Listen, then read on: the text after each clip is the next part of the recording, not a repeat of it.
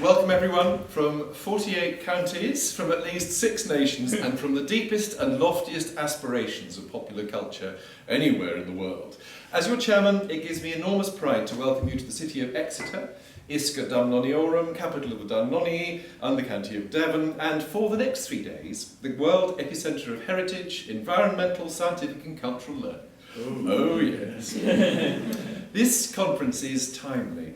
Never before have we been so advanced in our understanding of the contribution we make and the audiences we serve, while being so robustly challenged by the economics of the day. We knew as soon as the Greek Parliament banned the export of hummus, taran masalata, that this was indeed a double-dip recession.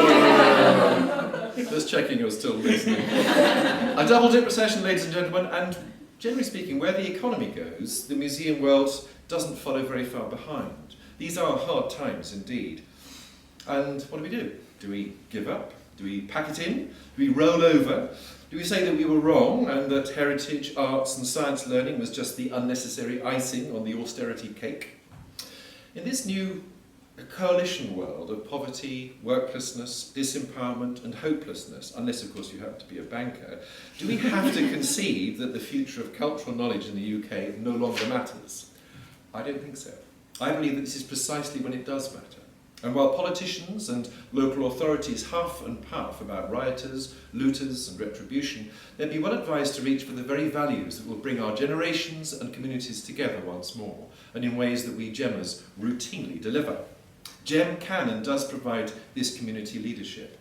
There's an appetite for it after all, courtesy of the Olympics and Paralympics. We have seldom in recent years been as proud to be British as we are right now.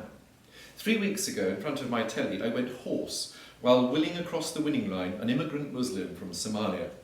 And this wasn't because Mo Farah is just a wonderful athlete, it was more because he mattered to me as a healthy emblem of Britain today. Inclusive, colourblind, optimistic, celebratory, happy even, did we but know it. Only 10 years ago, after all, the Union Jack he put around his shoulders in victory had been the suborned recruiting standard of the National Front. The transformation, for me, was as heartwarming as it was poignant. So, at this national tipping point, we Gemmers can and must advocate for our audiences, our colleagues, our leaders, our chairs, and our boards, and we must advocate to them. We must proclaim the inalienable truths, I'll say it again, the inalienable truths in the Gem Manifesto that heritage is not about things, it is about people. We have them on screen. Everyone has a right to know about and be at ease with heritage. Heritage embraces the past and present of all cultures. Heritage is essential as the cradle of everyone's tomorrow. Heritage encompasses all science, technology, environments and arts. The multiple narratives of heritage deserve respect and advocacy. Learning is an entitled journey, not a destination. Heritage learning is an entitlement for everyone. The development of heritage learning skills and techniques must be a perpetual excellence for all those that we touch, move and inspire. Learning is not a justification for cultural investment, it is the justification for cultural investment. Listening to the Secretary of State yesterday arguing for a trashing of GCSEs in favour of something altogether less inclusive on the grounds that it would be better value for money, took the biscuit for me. The whole coalition drift toward the bewildering arrays of different funding models for schools has left tens of thousands of parents wondering where their child will go to school, never mind whether they'll get relegated to the slow stream once more. Maybe I'm old-fashioned, but I believe learning should, at very least, have equal opportunities at its heart, and shouldn't be distorting the whole picture just to save money. Derek Bock, the one-time president of Harvard, put it very well.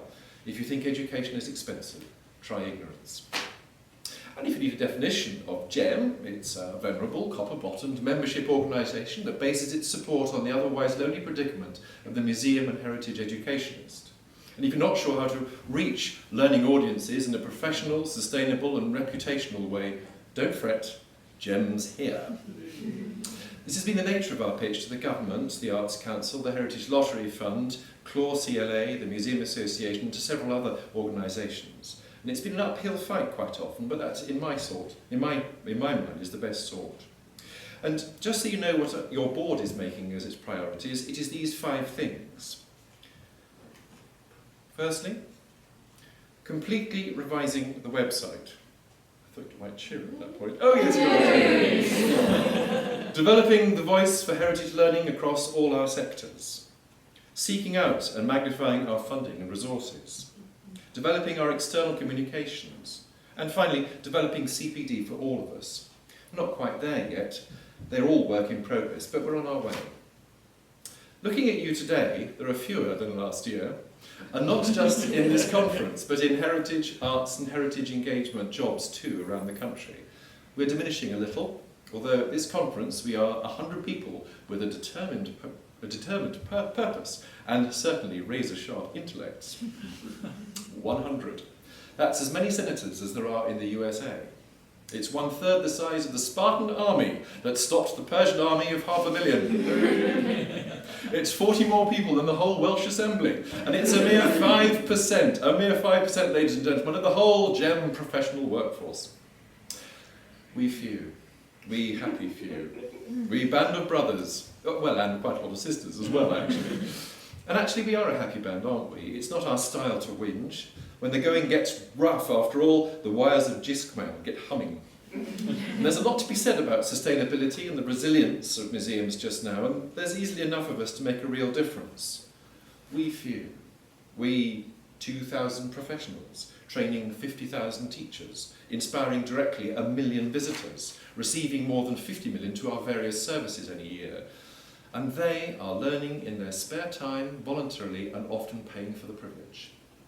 We are beyond a doubt a force to be reckoned with. And this year we have picked the most vital theme ever, making the case. That's making the case for learning. Making the case for learning at the heart of museums, galleries and environments. Making the case for the sophistication of learning. Making the case for the cultural baseline that is learning. The emancipation that is learning. The freedom to learn. And the future possibilities, careers, citizenship and intellectual wealth that are all built on learning.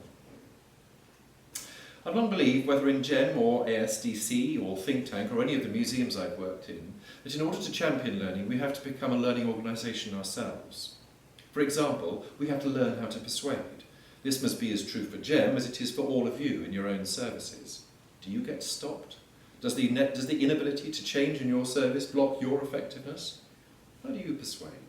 Can you attract the right attention, credibility, backing? How can you be an authentic driver for change? Can you model learning in how you act, as opposed to just what you're advocating for? As I say, all these issues for you and me are equally important for GEM. We can't think and learn unless we're prepared to change our minds. And if GEM is to learn, what does learning require? It's a familiar territory for you, after all, it's what you do. And I think it's made up of courage, loyalty, purpose, enthusiasm, open minds, persistence, listening, thinking, processing, dialogue in preference to monologue, and acquiring and developing leadership as a habit.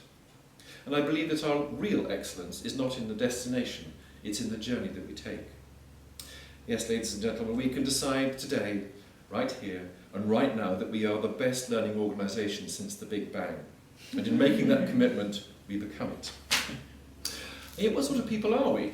I can give you a flavour from the knowledge traffic of just 1 week in August on Jiskmail. In no special order, we e-communed on Heritage Show and Tell in Leeds, National Curriculum History Guidance, setting up teacher focus groups, 10 job opportunities, 8 consultancy offers, several freelance teaching opportunities, several courses on evaluation techniques, tracking down predecimable play money, a partridge in a pear tree, poetry events, child-safe mirrors, collection dispersal, AHI interpretation training, child protection policy, public engagement workshops, comments on advertisements, Victorian Edwardian theatre in education, Institute of Physics grants, advice on IT suppliers, and accessing grindstones for grinding out the truth exceeding small, no doubt.